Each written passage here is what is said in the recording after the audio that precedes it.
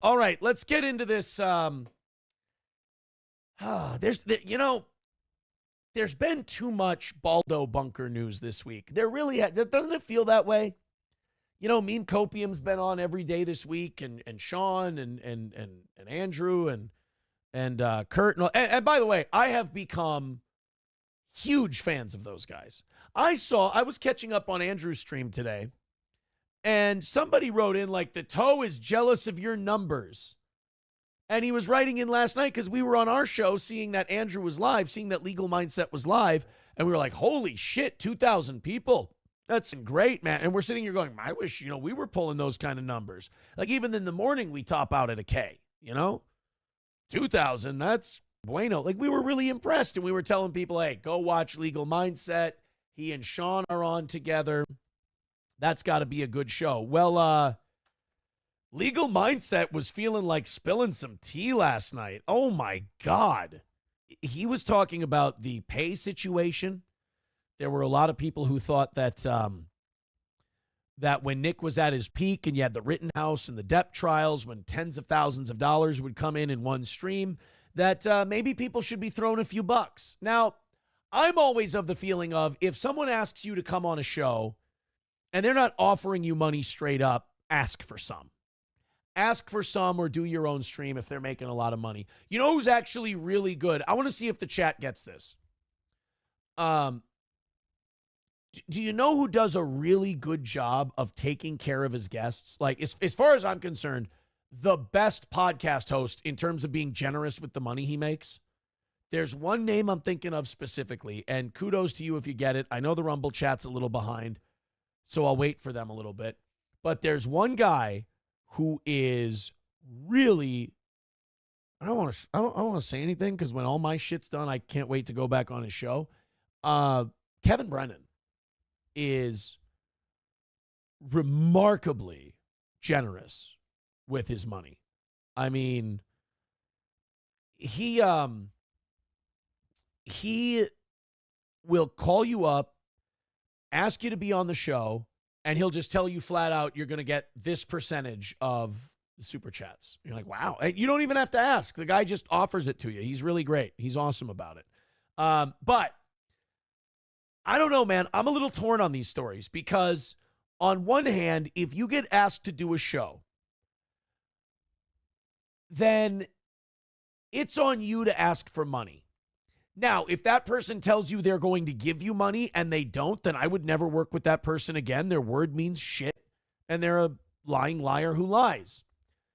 So yesterday, Nate, the lawyer, confirms that there were at least two people that Nick said he would pay for doing the Rittenhouse and the Depp trials, and he never did. They never saw a dime. Legal Mindset also told some stories about people being told that they were going to get a gift or money or something like that, and it never came. And that kind of broke up Lawtube, and then Nick kind of himself because he tried to go his own way and be a personality. The problem is, if you've ever watched any of his streams, and I'm sorry, but he's not very funny, and he doesn't have a good kind of out there personality. He's just kind of a weirdo and a kind of a pencil neck geek in a way. He's not particularly, I mean, now he's interesting. This is the most interesting he's ever been. This is the most entertaining he's ever been, unfortunately for him. But he was such a good program director, as we'd call them in the radio business. He had this idea. I think it's his idea. I don't know. I never got into the Lawtube stuff. But he had this idea that he'd put all these lawyers on a channel. They'd all watch this trial, and they'd all give their takes and tell some jokes and everything else, and it went gangbusters. Now, we kind of have a chicken and the egg argument. Some people say, well, Nick gave them exposure. Here's what I always say to that. Bullshit on the exposure thing. Same thing in comedy. Comics will get taken advantage of, and they'll go up and do stage time, and they won't get paid because they'll go, well, they said they're paying me an exposure. You can't make a down payment on a house with exposure. You can't eat exposure. You can't drink exposure, and your lights don't stay on with exposure. So as far as the, well, they got exposure argument, they could have built channels on their own covering this shit. And also, once you go on someone's channel a few times, that exposure's done. There's only so many subscribes and likes and super chats you can get from being on someone's show. Once they do your show 3-4 times, now they're doing you a favor and giving you content. They're helping you and making it easier for you, and they're bringing a little bit of an audience over to your channel. So the exposure argument, I don't care who's making the exposure argument. I've always thought it was weaselly. I've always thought it was shitty. People are helping you out. Pay them money. Give them a few bucks if you're making some money. If you're not making dick, then don't worry about it. So that was a complaint that people had yesterday. And now that these DMs have come out, and Nick's starting to lose his mind, and now, you know, I've gotten some info that I now know, and it things are making sense. Now you have people getting a little brazen with their stories. And I'm kind of seeing this starting to go away, where this could really start to get crazy. I know it's already crazy, but it could get crazier very soon, because some of these stories I'm hearing on these shows, it seems like there's a tempest in a teapot, and it seems like that teapot is starting to screech, and that steam needs to get out. Legal Mindset told a story about Nick's interactions with his female fans. This is interesting. Cue Legal Mindset. Scarebro, what's up, Scarebro? Says for 49. Kalia was one of Nick's only female mods. Discord bros know. Nick poured his soul out to female fans, but dudes are better like phoning ET than Nick. Yeah, and this was the weird thing about Nick, because I've been screenshotted a lot of conversations that female content creators send to me, and I'm like, Nick never spoke to me that way. This is why you don't bite the hand that feeds you. This is why you don't turn around and get petulant and bitchy towards people who were good to you. Just because people are breaking down your case accurately doesn't mean they're against you. It doesn't mean they hate you. It doesn't mean they have a grudge.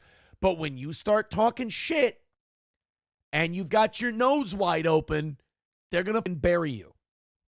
People just, especially when you're broadcasting, because you have an audience that's gassing you up and they love this shit and they hit like and they send in the super chats and you're like, look, I have an audience to entertain. That's my responsibility. So nobody should begrudge Legal Mindset telling these stories. People want to hear them. But this sounds like something that's just teetering on the edge, and with just one more little push, we could be hearing a lot of stories from a lot of people. I mean, I've heard stories. I can't tell you about them. I'm not, the people who have told me these stories have told me not to say anything. Andrew's probably the same way. The people who have told him, tell him not to say anything. And it's not his story to tell. It's not my story to tell.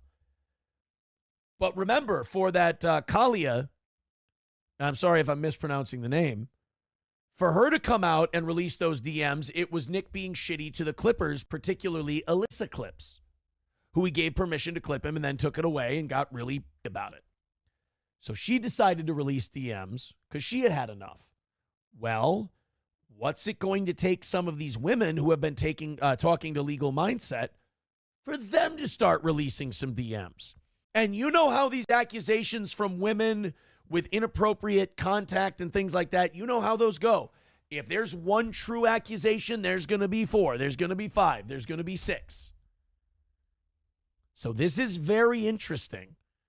This is one of those times where if you're the person who's who's the nail, as they say, if you're in the barrel, maybe it's time to take that barrel, tilt it sideways, and roll off into the sunset. Bro, like, whatever you think conversation we had, we didn't have those type of conversations. He was gushing with these people, right? I have had other content creators that are female tell me he calls them at night, and these are people that are married or have boyfriends, and he will call them and be on the phone for 5 to 6, 7 hours.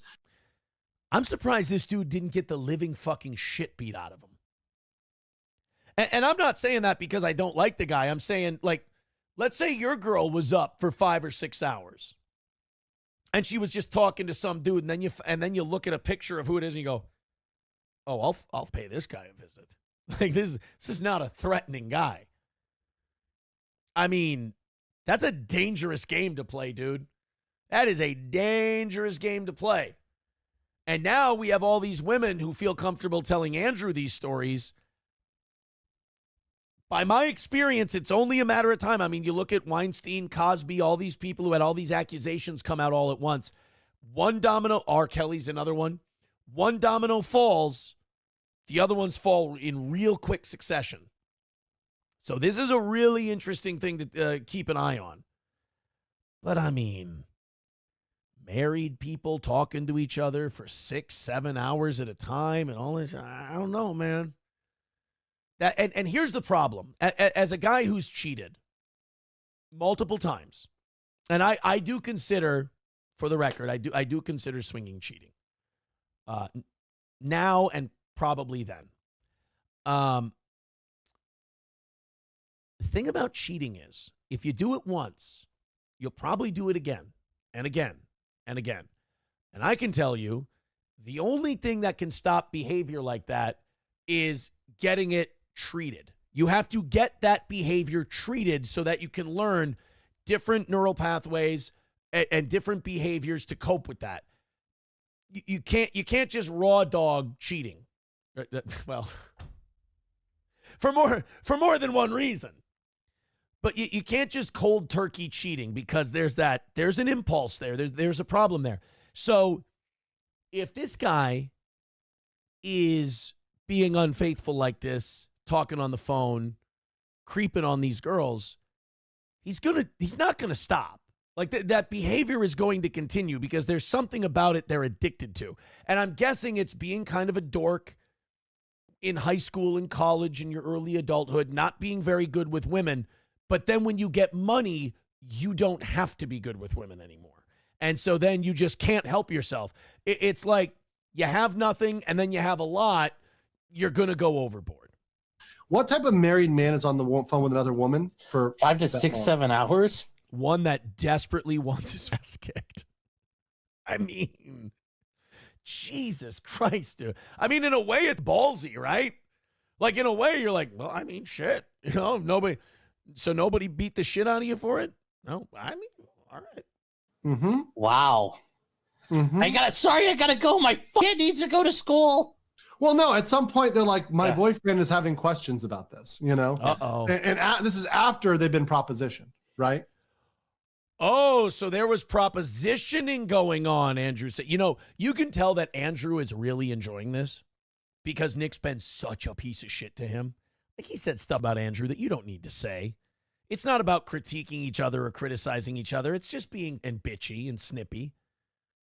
And so it sounds like Andrew's got a lot of ammunition, and he's kind of relishing in he's showing the gun out of the holster, but he's not going to fire it.